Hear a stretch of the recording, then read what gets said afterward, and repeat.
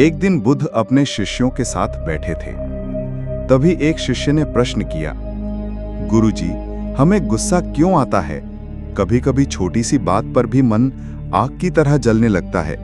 गुस्से में हम गलत बोल देते हैं, गलत कर देते हैं और बाद में पछताते हैं। तो कृपया बताइए, हम इस क्रोध से कैसे मुक्त हो सकते हैं? बुद्ध ने कहा, गुस्सा तब आता है जब तुम चाहते हो कि चीजें तुम्हारी इच्छा के अनुसार हों, और जब वे वैसी नहीं होती तो तुम्हारा मन विद्रोह करता है। गुस्सा वास्तव में तुम्हारी अधूरी अपेक्षाओं की आग है। बुद्ध का उदाहरण, जलता हुआ कोयला। बुद्ध ने शिष्य को समझाने के लिए एक उदाहरण दिया।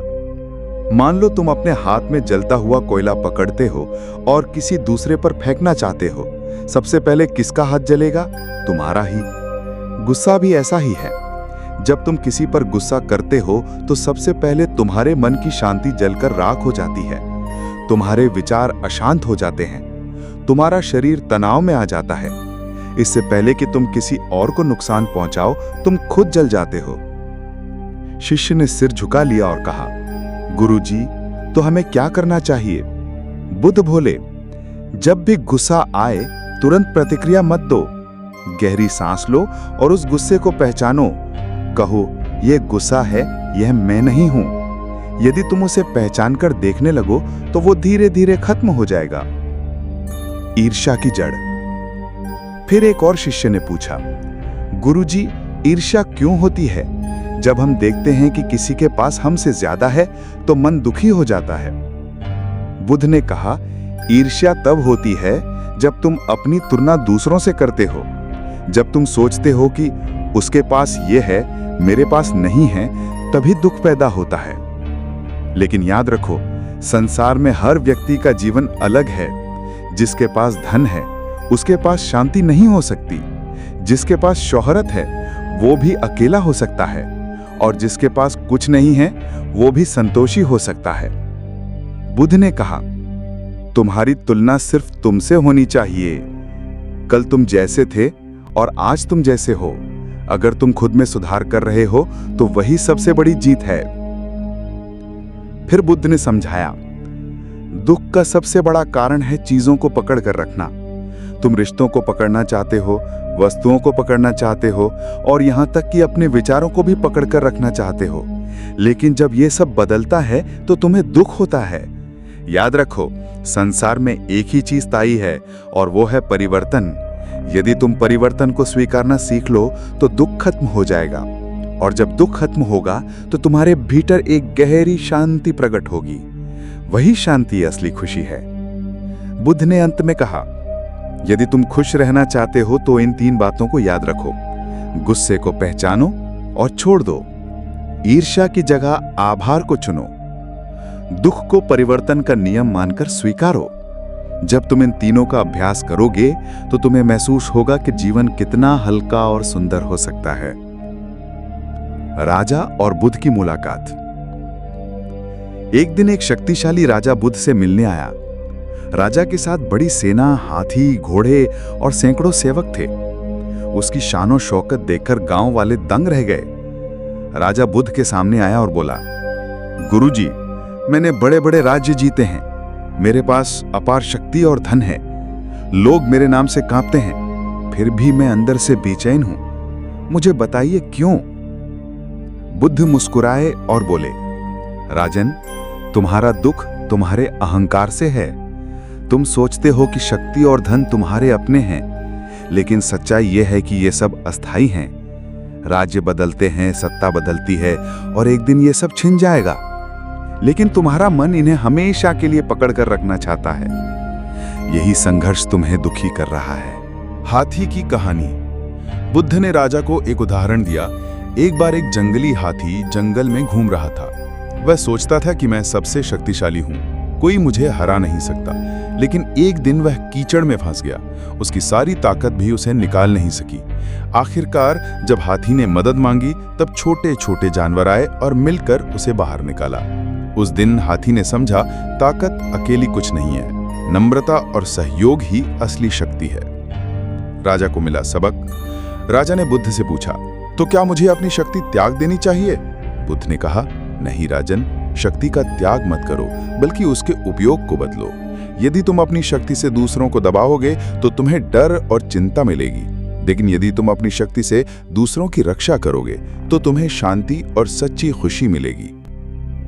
बुद्ध ने आगे कहा, याद रखो राजन, अहंकार हमेशा दुखलाता है, क्योंकि अहंकार कहता है मैं सबसे बड़ा हूं। लेकिन जीवन का नियम है, हर बड़ा किसी और से छोटा होता है और अंत में मृत्यु सबको समान कर देती है। नम्रता वह गुण है जो तुम्हें हर परिस्थिति में हल्का बना देता है।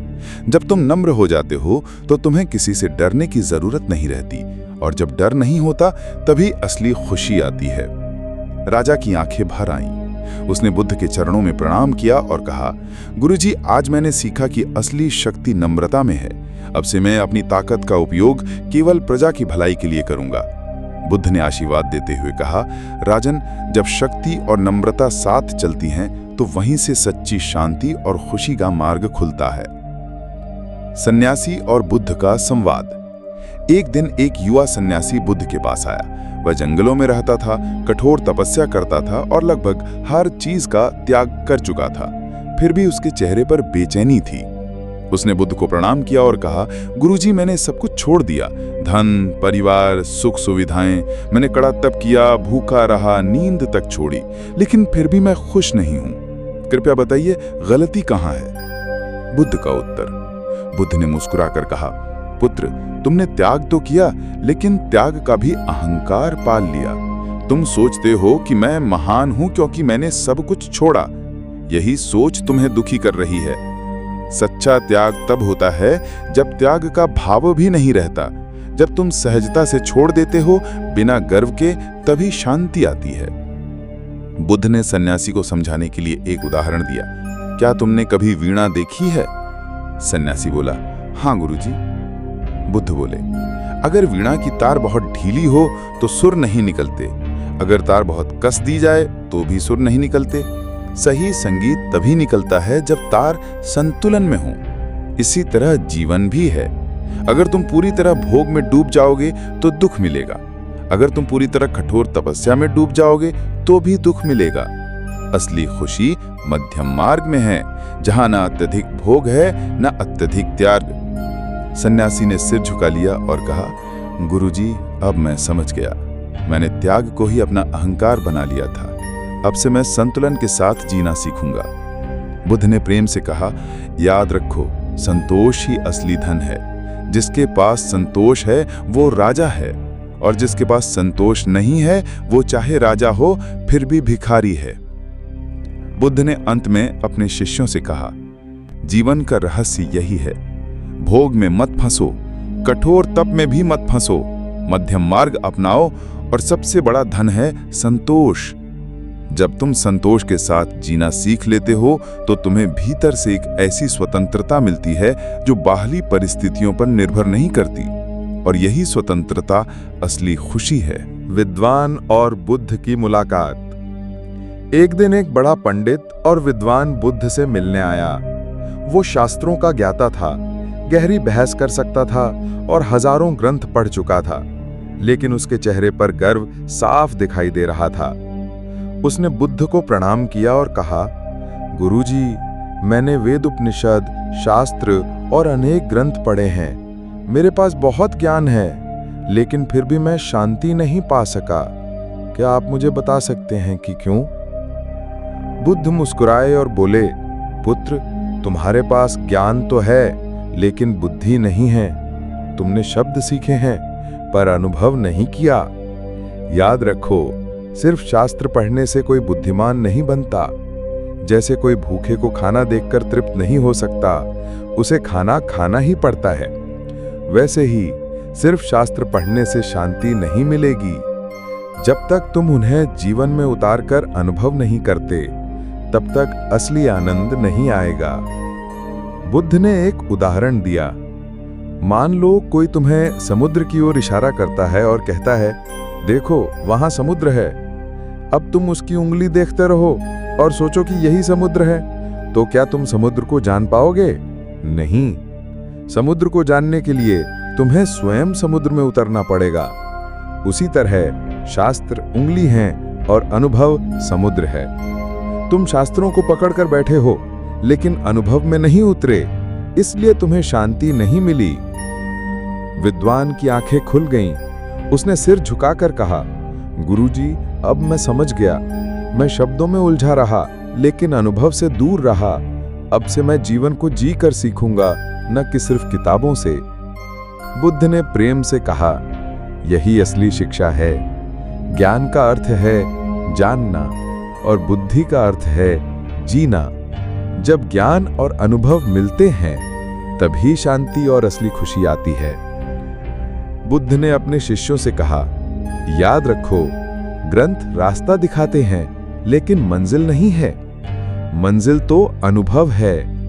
यदि तुम सिर्फ रास्ते को पूछते रहोगे, तो कभी मंजिल तक नहीं पहुंच पाओगे। इसलिए अनुभव करो, जियो और सत्य को स्वयं देखो।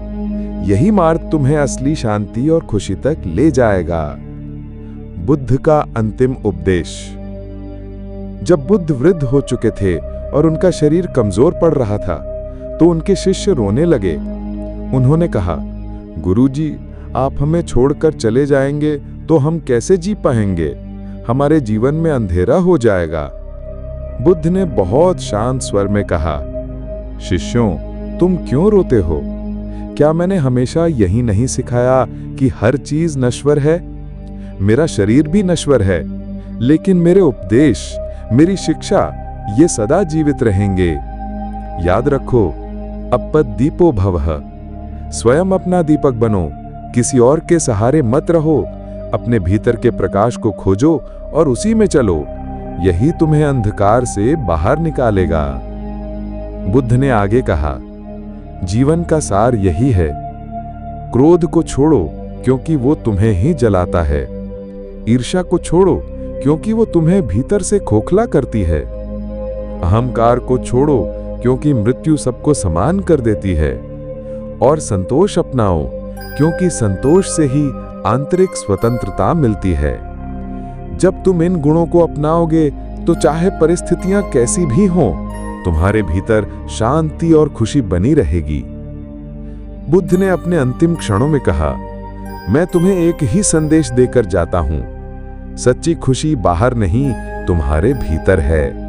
बाहर का धन, शोहरत और सत्ता क्षणिक है, लेकिन भीतर की शांति ही अमर है। जो इसे पा लेता है, वही वास्तव में जीता है।